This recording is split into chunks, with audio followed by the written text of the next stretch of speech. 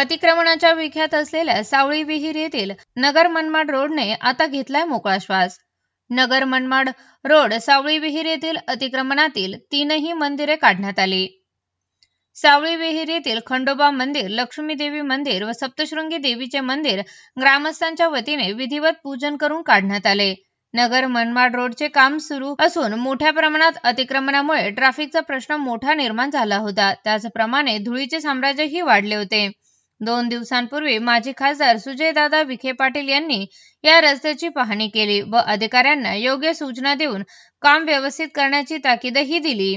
रस्त्याच्या अतिक्रमणामध्ये येणाऱ्या या 3ही मंदिरांची पाहणीनंतर मंदिराची विधिवत पूजा करून आतील मूर्ती व्यवस्थित सुरक्षित ठिकाणी ठेवून मंदिराचे बांधकाम पाडून टाका अशा सूचना केल्यानंतर लगेच 2 दिवसात या सूचनेची अंमलबजावणी सावळी विहीर बुद्रुकचे सरपंच उमेश जपे व ग्रामस्थ यांच्या वतीने मंदिराची विधिवत पूजा करून मूर्ती सुरक्षित ठिकाणी हलवून बांधकाम जमीनदोस्त करण्यात आले।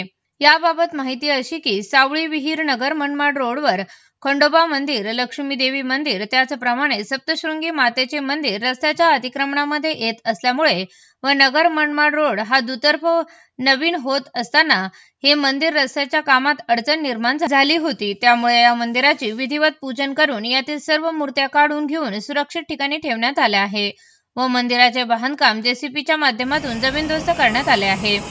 यामुळे सावळी विहीर येथील बाजारतळ, नगर मनमाड रोड हा वाढत्या अतिक्रमणामुळे या दुकाने, टपऱ्या व पत्र्याचे शेड जे रस्त्याच्या अतिक्रमणामध्ये येणार ते काढून टाकण्याची प्रक्रिया सावळी विहीर येथील नगर मनमाड रोड पासून सुरू झाली आहे। अतिक्रमण काढल्यामुळे सावळी विहीर येथील नगर मनमाड रोड मोकळा श्वास घेत आहे।